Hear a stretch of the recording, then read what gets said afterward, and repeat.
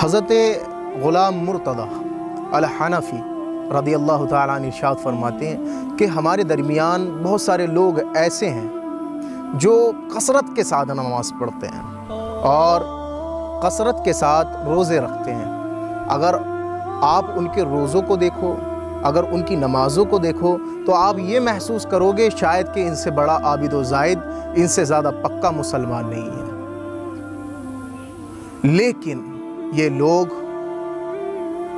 صحیح معنوں میں مسلمان نہیں ہیں۔ لوگوں نے پوچھا آپ سے کہ امام ایسا کیوں؟ آپ نے ایک طرف ہمیں یہ بتایا کہ بہت کثرت سے عبادت کرتے ہیں، بہت کثرت سے روزے رکھتے ہیں، لیکن یہ لوگ جو ہے اس کے باوجود بھی مسلمان نہیں ہیں، تو ایسا کیوں ہے؟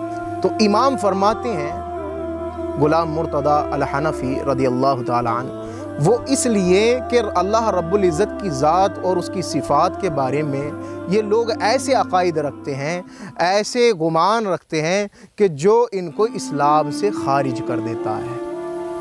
تو اس سے ہمیں یہ پتہ چلتا ہے کہ ہم کتنا ہی روزہ رکھ لیں، کتنی ہی عبادت کر لیں، کتنے ہی سجدے کر لیں، اگر ہمارے عقائد ضعیف ہیں، ہمارے عقائد خراب ہیں، تو ہم صحیح معنوں میں اسلام کی چاشنی کو نہیں پا سکتے ہیں۔ جیسا کہ امام غزالی رضی اللہ تعالیٰ عنہ ارشاد فرماتے ہیں لا تصیح العبادہ الا بعد معرفت المعبود، عبادت اس وقت تک صحیح نہیں ہوتی ہے جب تک آپ معرفت الہی حاصل نہ کر لیں۔ اور معرفت الہی کیا ہے؟ معرفت الہی اللہ رب العزت کی ذات و صفات کے بارے میں صحیح عقیدہ رکھنا ہے۔ مولا ہمیں اللہ کی ذات و صفات کے بارے میں صحیح عقیدہ رکھنے کی توفیق عطا فرمائے، ہمارا خاتمہ بالایمان فرمائے۔